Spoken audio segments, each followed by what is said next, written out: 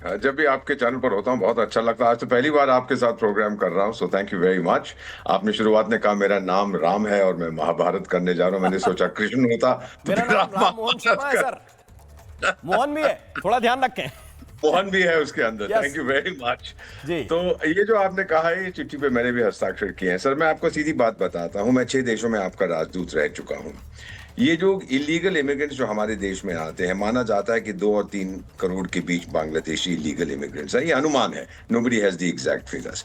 ये क्यों आते हैं सर? हमारे लोग भी जब विदेशों में जाते थे, अब से 10 20 30 40 साल पहले, यहाँ इसलिए नहीं जाते थे कि परसिक्यूशन हो रही थी, वो जाते थे एज इकोनॉमिक माइग्रेंट्स, अपनी आर्थिक व्यवस्था को और मजबूत करने के लिए। फिर वहां बस जाते थे। जी उस समय बहुत खुला सिस्टम था, 70s 80s 90s में पहली पोस्टिंग पेरिस में था, बहुत आते थे वहां पे रुक जाते थे क्योंकि उनको जरूरत थी इन लोगों की।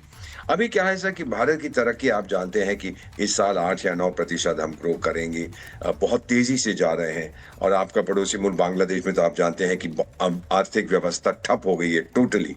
तो ये लोग वहां से और तादाद में आना चाहते हैं, भारत की जो एम्प्लॉयमेंट अपॉर्चुनिटी है उसका फायदा उठाना। अब हमने जो नया एक्ट लागू किया है, सिटीजन फॉरेनर्स एक्ट, जो 1 सितंबर से लागू हुआ, उसमें साफ जाहिर है और सुप्रीम कोर्ट ने भी कहा है, अगर आपके पास आधार कार्ड नहीं है, आधार कार्ड केवल आपकी रेजिडेंसी को बताता है, आपकी ठीक। नेशनैलिटी को नहीं नहीं, बताता। लेकिन एम्बेसडर वोरा, सवाल सवाल थोड़ा इससे आगे निकल गया है। ये तो प्रोसेस है जिसको आप समझा रहे हैं। ये प्रोसेस मेरा ख्याल है कि चुनाव आयोग भी समझा चुका है कि वो क्यों कर रहे हैं। क्यों आप लोगों को ऐसा लगता है कि एसआईआर का विरोध करके विपक्ष जो है हमारे संवैधानिक संस्था को नुकसान पहुंचा रहा है, और इसके बदले आप लोग क्यों नुकसान उठाना चाहते हैं?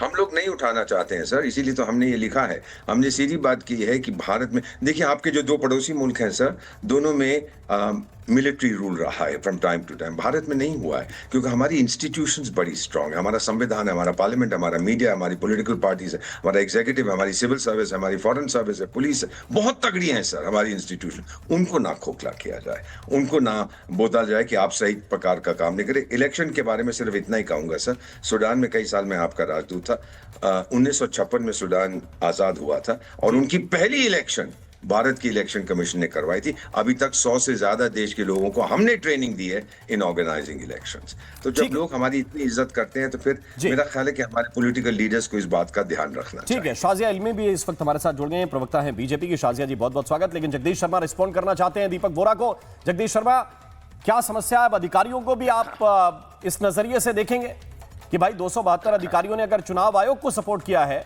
भाई तो देखिए, आपको लगता है कि भाई भारतीय जनता सारी गड़बड़ी इन्हीं के अंदर थी, बाकी सब कुछ बढ़िया है? जगदीश जी देखिए राम जी, भारतीय जनता पार्टी से तो हम लोग रोज लड़ते हैं, उनकी झूठ पर हम कहां तक लड़े। समस्या जो दीपक वोरा साहब हैं, इनसे मेरे सवाल हैं। जब पुलवामा कांड हुआ आपने चिट्ठी क्यों नहीं लिखी?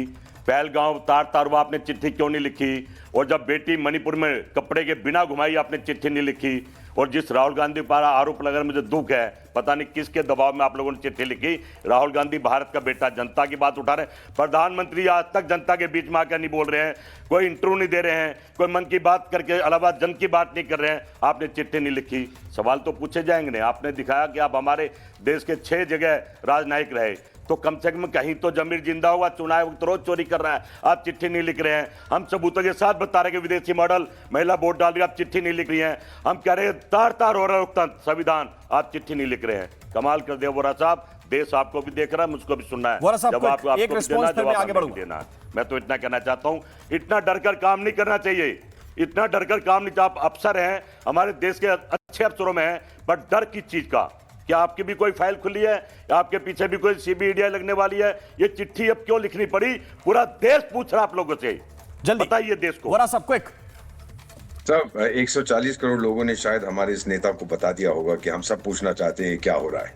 Let's get real about this. Sir, आपका आक्रोश, आपका गुस्सा मैं समझ सकता हूं। प्राइम मिनिस्टर ने क्यों नहीं किया, क्या नहीं किया, मैं उनका प्रवक्ता नहीं हूं। मैंने सिर्फ यही बताने की कोशिश की है कि भारत की जो ताकत है, जो उसकी इंस्टीट्यूशंस हैं, उनको अटैक मत करिएगा।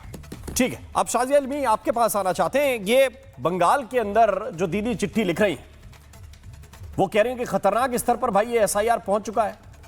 ये आपके लोग भी वहां पे होंगे, कुछ पीएलओ आपकी तरफ वाले भी होंगे, कुछ टीएमसी की तरफ वाले भी होंगे। हमारे साथ मनोज काका बैठे हुए हैं, समाजवादी पार्टी के भी कुछ बीएलओ हैं जो काम कर रहे हैं, कुछ टीचर्स हैं वो भी काम कर रहे हैं। क्या आप लोगों को लग रहा है कि वो खतरनाक और चुनावी प्रक्रिया इस स्तर पर पहुंच चुकी है कि खतरनाक होकर उसको रोक देना चाहिए? राममोहन जी, आपको, आपके जितने भी पैनलिस्ट मौजूद हैं उन सबको नमस्कार, आदाब अर्ज़ है। और मैं सबसे तो यही कहूंगी कि देखिए, एसआईआर कोई डराने वाला भेदभावकारी कोई कानून नहीं है। दुनिया के हर एक देश में ऐसा होता है। एक नेशनल रजिस्टर होता है, एक मैंडेटरी आईडी वेरिफिकेशन होता है, पॉपुलेशन को लेकर जो ऑडिट होते हैं वो होते रहते हैं। तो ये जो एसआईआर है, ये भी एक वैश्विक स्टैंडर्ड पर, आप सोचिए, एक बहुत ही ग्लोबल स्टैंडर्ड पर आधारित है। डेटा होना जरूरी है, डॉक्यूमेंटेशन होना जरूरी है, और उसका डिजिटल वेरिफिकेशन। तो बड़ी आसान सी चीजें हैं, इतनी कोई इसमें रॉकेट साइंस नहीं है। अगर कोई लगातार हार रहा है, जनता उनको वोट नहीं देना चाहती, तो वो अपनी खैर मनाए, समझें। लेकिन इस तरह से जनता का जो मतदान रहा है, जो सोच रही है, और आप उसको दरकिनार नहीं कर सकते, आप उनका निरादर नहीं कर सकते। ये सुनिश्चित करना होगा एसआईआर को कि जी, घुसपैठिए जो है उनको चिन्हित किया जाए। वोट बैंक की जो नकली राजनीति है वो भी खत्म हो। और ये देखिए, अब बिहार को देखिए, 65 लाख बोल रहे थे, आपने सुना, मैंने सुना। शकील अहमद, मनोज सिंह काका मेरे साथ है, मैं उनके पास जाना चाहता हूं, फिर आऊंगा मैं आपके पास। शालिया जी सुना होगा ना जी, थोड़ी सी तकनीकी दिक्कत है आपके फ्रेम के साथ, हम उसको करेक्ट कराते हैं। इसके बाद शालिया जी आपके पास आते हैं, आप भी दोबारा रिस्पॉन्ड कीजिएगा। लेकिन मनोज सिंह काका जी, क्या ये समस्या बाकी राज्यों में उतनी खतरनाक नहीं है कि यहाँ के लोगों को चिट्ठी लिखना पड़े? मैंने अखिलेश यादव का ट्वीट पढ़ा बिहार चुनाव के तुरंत बाद, और उन्होंने कहा कि यहाँ कोई गड़बड़ी हम लोग जो पीडीए के ऑब्जर्वर्स हैं, हम लोग नहीं करने देंगे, एसआईआर में कोई गड़बड़ी नहीं होगी। क्या ये विश्वास एक राज्य की मुख्यमंत्री के अंदर नहीं होना चाहिए, जिसके अंदर पूरी प्रशासनिक व्यवस्था पिछले कई वर्षों से काम कर रही है? नहीं, देखिए, इंस्टीट्यूशन के प्रति तो सबको सम्मान रखना पड़ेगा, और जो संवैधानिक संस्थाएं हैं उनके प्रति हम सबका भरोसा रहना पड़ेगा।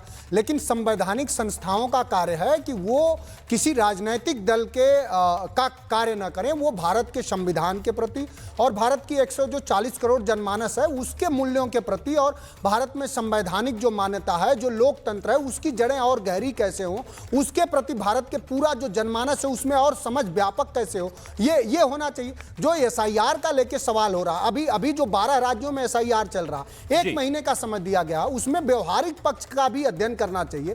एक उत्तर प्रदेश में जो भी बीएलओ हैं वो 3 लोग हैं, या तो वो शिक्षा मित्र है, अनुदेशक है, या आंगनबाड़ी का है। उनके पास कितने कम संसाधन है, और आप 1 महीने का समय दिए और उनको कह रहे हैं कि एक घरों में 3 बार चले जाइए, वो संभव ही नहीं है। आप एसआईआर का, अगर मैं आपको कह दूं कि कौन सी वेबसाइट है, किस पर जाएंगे, कैसे एनिमरेशन फॉर्म भरेंगे, फिर 2003 वाली वोटर लिस्ट कैसे आप हासिल करेंगे, तो ये सब जो जटिल समस्या है। और जिस वोटर लिस्ट पर अभी देश के प्रधानमंत्री निर्वाचित हुए हैं 2024 में, तब तक वो ठीक नहीं थी, और उसके बाद वो खराब हो गई। अगर आप इस देश के 11-12 सालों से प्रधानमंत्री हैं, आप हमको वो डेटा दीजिए कि कितने आपने अवैध प्रवासियों को भारत से निकाला। हमारे तो अवैध प्रवासियों को जिस देश को हमारे देश के प्रधानमंत्री लगातार अपना दोस्त बताते रहे, वो हमारे प्रवासियों को किस तरह से हथकड़ी लगा के यहाँ डिपोर्ट किया, ये किसने नहीं देखा? कितना अपमानजनक तरीके से डिपोर्ट करा आपने, कितने लोगों को डिपोर्ट करा? सरकार से कहिए कि हमें जरा एक्सटर्नल अफेयर, विदेश मंत्रालय जरा उसका डेटा दे।